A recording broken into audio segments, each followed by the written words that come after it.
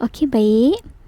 Kita sambung ya unit 9 tanggungjawab sosial, tanggungjawab bersama yang kita dah belajar pada minggu lepas sehingga kepentingan. Okey, kepentingan melaksanakan tanggungjawab sosial. Okey, hari ini kita masuk kepada peranan individu sebagai anggota masyarakat dalam melaksanakan tanggungjawab sosial. Okey, boleh buka muka surat 135 dalam buku teks pendidikan moral. Okey, peranan individu. Peranan kita lah. Kita sebagai seseorang individu, okey, untuk melaksanakan tanggungjawab sosial. Apa yang kita boleh buat? Okey, sumbangan kita. Okey, yang pertama, melibatkan diri dalam aktiviti kemasyarakatan. Cubalah melibatkan diri dalam aktiviti kemasyarakatan. Okey, kalau sekarang ni memanglah kita ada kekangan untuk membuat ataupun bergaul dalam yang melibatkan lebih ramai, okey. Orang berkumpul, tak boleh aktiviti secara berkumpul, tak boleh kan. Tapi lepas ni bila dah COVID-19 kita dah reda, mungkin kita boleh back to normal, kita boleh berkumpul dan boleh buat aktiviti sosial secara bersama lagi. Okay. Contohnya yang kedua ialah menjayakan aktiviti kesukarelawanan. Okay. Sekarang ni contohnya memang KKM, Kementerian Kesihatan Malaysia memerlukan sukarelawan untuk bertugas di PPV, Pusat Pemberian Vaksin. Okey, sebagai pegawai yang membantu ambil data, okey, untuk cek nadi, untuk cek tekanan darah tinggi, apa semua tu. Okey, membantu nurse dan juga doktor. Okey, kalau tengok dekat PPV, kalau awak tengok macam muda-muda sikit, mungkin itu adalah sukarelawan. Okey.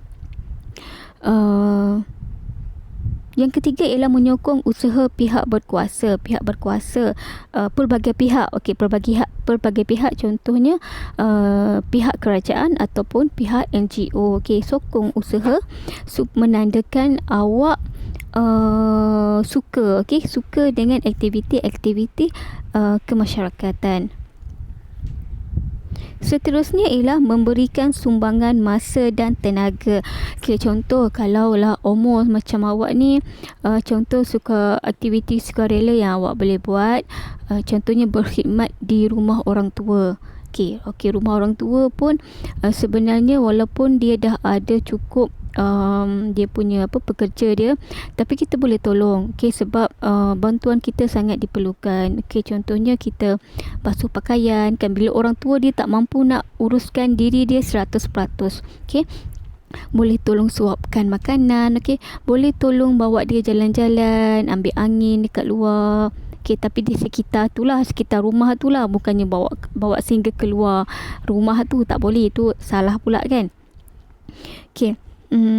Memberikan sumbangan masa dan tenaga. Contoh awak pergi buat sukarela, okey, di rumah-rumah orang tua pada hari Sabtu dan Ahad.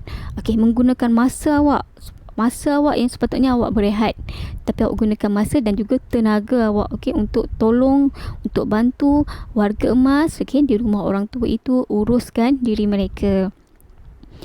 Okey, seterusnya menyumbangkan kepakaran diri kepada masyarakat setempat. Okey, contoh awak pakar dalam apa? Okey, pakar dalam apa? Contoh pandai melukis.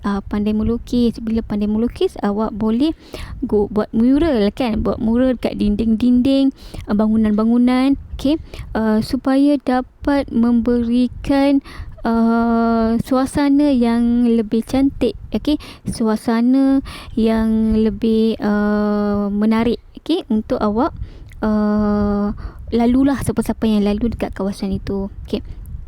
Seterusnya memberikan sumbangan keuangan. Okey, ini sangat penting. Okey, sekiranya bagi yang mampu, okey, boleh memberikan sumbangan keuangan, sebab apa-apa program pun memang memerlukan belanja yang banyak untuk kita memastikan setiap program, setiap kempen itu berlangsung dengan sempurna. Okey. Ini adalah pula muka surat 136. Idea baharu untuk menggalakkan generasi muda melaksanakan tanggungjawab sosial. Siapa generasi muda? Siapa generasi muda? Generasi muda ialah awak lah. Awak. Awak. Generasi muda khususnya murid.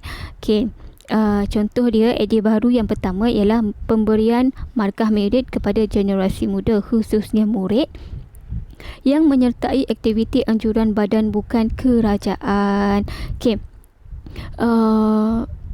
Contohnya awak tadilah macam awak pergi menyertai kempen membersihkan tasik. Kempen membersihkan sungai daripada sampah sarap. Ada bukti awak sertai program tu, ada sijil.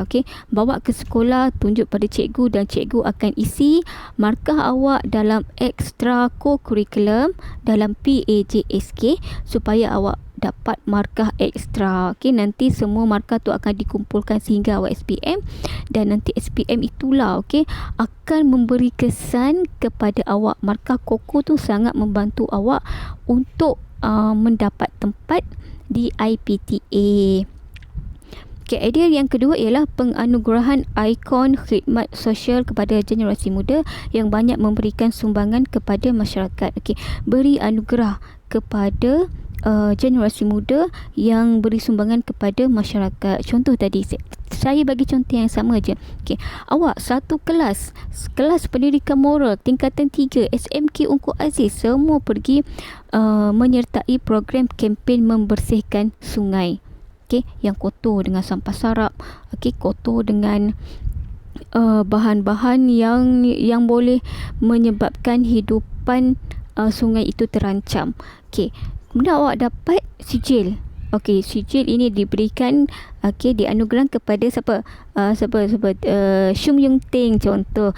Daripada kelas moral tingkatan 3 SMK Ungku Aziz kerana telah memberikan khidmat sumbangannya dalam membersihkan sungai Bernam. Pada ni. So dapat. Awak dapat markah ekstra tadi, markah ekstra co-curriculum. Idea yang ketiga ialah pengiktirafan kepada generasi muda yang aktif dalam aktiviti kemasyarakatan. Contohnya tadilah bagi anugerah, bagi pengiktirafan. Pengiktirafan tu lagi tinggi lah daripada anugerah.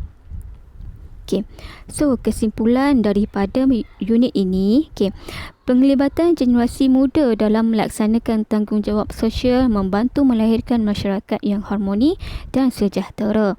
Oleh itu, rakyat Malaysia perlu bersyukur dan berbangga dengan keprihatinan yang diamalkan dalam masyarakat.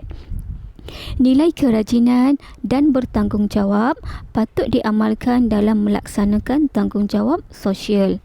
Nilai toleransi dan baik hati dapat menyelesaikan perbezaan pendapat dalam kalangan anggota masyarakat.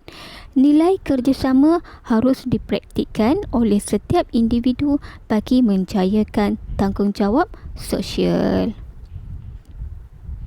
So tamatlah pelajaran kita unit 9. Nantikan tugasan-tugasan yang akan cikgu berikan selepas ini. Terima kasih.